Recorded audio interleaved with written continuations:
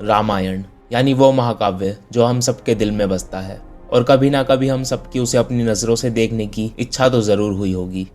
अरे नहीं रुको, पिछला वीडियो फिर से नहीं डाला है क्योंकि उसमें हमने बात करी थी रामायण की कास्ट, मेकर्स, बजट, रिलीज़ और बाकी जानकारी की।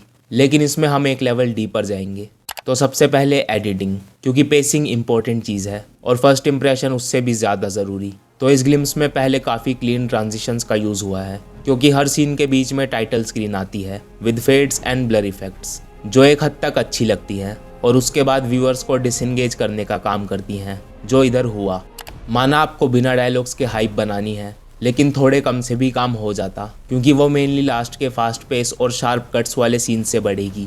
खैर ये बात बिल्कुल सही है कि राम जी का ग्लिम्स है तो शांतिमय होगा, लेकिन वो सॉफ्ट ट्रांजिशंस आप बिना टाइटल स्क्रीन्स के भी पुल कर सकते हैं, क्योंकि जब आपके विजुअल्स म्यूजिक के साथ ज़्यादा मैच करते, और वो इसलिए कि after a point music epic या हिस्टोरिकल नहीं लगता, बल्कि वो काफ़ी मोटिवेशनल और फैंटेसी वाइब्स देता है, जो टाइटल स्क्रीन्स की टोन से मिसमैच होती है।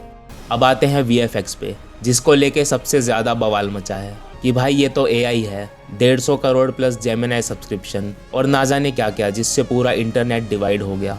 हर तरफ ऐसे आग लगी हुई है, ठीक है, कि अगर कोई अच्छा बोल रहा है तो उसको भी पेला जा रहा है, कोई खराब बोल रहा है उसको पेला जा रहा है, कोई अगर मिड बोल रहा है तो भी उसको पेला जा रहा है। तो चलो आसान भाषा में कुछ सवालों का जवाब देते हैं, जैसे कि क्या पहला ही सीन थोड़ा जिटरी लग रहा है? तो हाँ, उसमें मूवमेंट स्मूथ तो नहीं है। और क्या ये रथ का पहिया AI है? क्योंकि बहुत से क्रिटिक्स का भी यही कहना है। लेकिन यहाँ जो रथ हमें दिखा है वो असल में बनाया है और बहुत प्रॉपर बनाया है, जिसकी कुछ लीक्ड इमेजेस 1 साल पहले ही आई थी। तो पर्सनली आई बिलीव कि शॉट रियल है, लेकिन काफ़ी जूम्ड और एनहेंस्ड है, जो इतना क्लीन हो गया कि डिटेल्स की वजह से AI लगता है। खैर अब आते हैं मॉन्स्टर्स पे, जो काफ़ी खतरनाक है। नहीं, रॉकी भाई नहीं, वो प्राणी जिन पे सच में भारी CGI और VFX लगना है। वो खतरनाक है क्योंकि वहाँ गड़बड़ हुई तो रामायण को आदिपुरुष 2.0 बनते देर नहीं लगेगी। और कईयों ने तो मान लिया है कि बन गई, क्योंकि monsters Lord of the rings के दिख रहे हैं, गेम्स जैसे, थोड़े कार्टूनिश। वैलिड क्रिटिसिज्म है, क्योंकि अपने को planet of the apps trauma का वेरिएंट नहीं चाहिए। लेकिन अभी उम्मीदें हैं, क्योंकि पिक्चर अभी बाकी है मेरे दोस्त। हाँ पता है, पहले भी किसी पे भरोसा किया था और दर्द मिला था। अरे वो नहीं, ओम राउत जी यार। लेकिन यहाँ फ़र्क ये है कि मेकर्स के लिए स्टेक्स काफ़ी बड़े हैं। एक तो ग्लोबल एक्सपेक्टेशंस, हॉलीवुड में जानी मानी 8 ऑस्कर वाली कंपनी, भारी बजट, उतनी ही तगड़ी स्टार कास्ट, तो मेकर्स काम को हल्के में तो नहीं लेंगे। और वो सेट डिज़ाइंस, कॉस्ट्यूम और वेपन प्रॉप्स में दिखता भी है। बाकी एक बड़ी गलती जो हुई वो मैं मानता हूँ कि नमित मल्होत्रा ने इंटरव्यूज़ में ओवर कमिट करा, और शायद अब टाइम थोड़ा कम पड़ रहा हो, तो ग्लिम्स के लिए सीन्स जल्दी में डिज़ाइन करके निकाल दिए। लेकिन अभी ऑलमोस्ट 7 महीने हैं और डीनेक कोई कल बनी कंपनी नहीं है जो इम्प्रूव ही ना करे। और कुछ का कहना है कि मॉन्स्टर्स वाल्मीकि रामायण के अकॉर्डिंग डिज़ाइंड है, तो बस उनमें क्वालिटी और रियलिज्म ऐड करना है।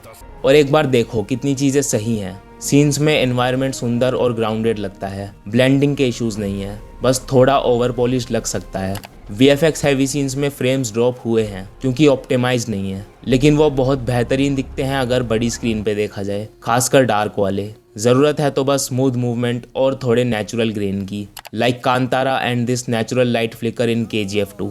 बाकी क्या कैसा रहता है वो तो वक्त ही बताएगा, लेकिन मैं इतना कहूँगा कि आदिपुरुष और AI का इतना भी खौफ रखने की ज़रूरत नहीं है। अगर पैरानोया रखना ही है तो इस बात का रखो कि साइनेमेट्रिक्स की वीडियोस ना मिस हो जाएं, इसलिए बातचीत कर लेना बेल आइकन से, ताकि जानकारी देता रहे तुम्हें। तब तक के लिए अपने थॉट्स कमेंट में बताओ और मिलते हैं अगले वाले में।